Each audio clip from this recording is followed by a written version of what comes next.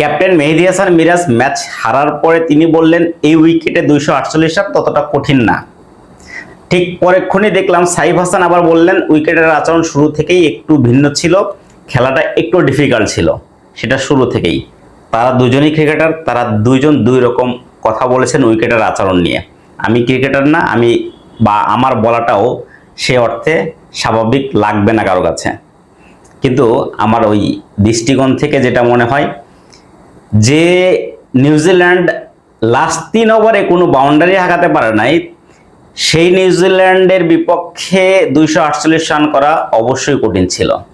Last 3 ওভারে তাদের যে ব্যাটসম্যানগুলো ছিল তাদের অ্যাবিলিটি আছে বাউন্ডারি হাঁকানোর, কিন্তু তারা কিন্তু কেউই বাউন্ডারি মারতে পারে না লাস্ট 3 ওভার্স। সেই নিউজিল্যান্ডের বিপক্ষে 248 রান করা ডেফিনেটলি কঠিন ছিল। মেহেদী হাসান মিরাজ যে কথাটা বলেছেন, তিনি তো চাটুকার, তিনি তো সবসময় ওই কাজটাই করে যান যেটা দিয়ে সন্তুষ্ট রাখা যায়, মানে সবাইকে সন্তুষ্ট রাখা যায়।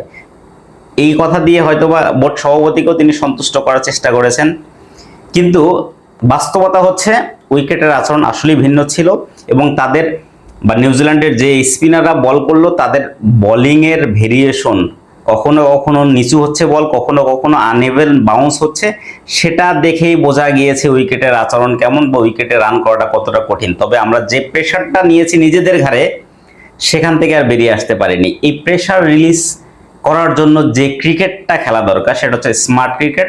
সেখানে ডট বলের সংখ্যা কম থাকবে, যতটা স্ট্রাইক রোটেট করে পারা যায় খেলা, সেই খেলা বাংলাদেশ খেলতে পারে নাই এবং তারা এইটার সঙ্গে অভ্যস্ত না। খেলতে পারে নাই কথা বলবো না, তারা অভ্যস্ত না এবং বাংলাদেশের ব্যাটসম্যানেরা খেলার মধ্যেই নাই। সুতরাং এটা তাদের কাছ থেকে এক্সপেক্ট করাটাও খুব কঠিন, যে কারণে উইকেট নিয়ে মেহেদী হাসান মিরাজের কথা আমার কাছে একদমই যুক্তিসঙ্গত মনে হয় নাই, বরঞ্চ সাইফ হাসান যেটা বলেছেন সেটাকে গ্রহণ করা যায়।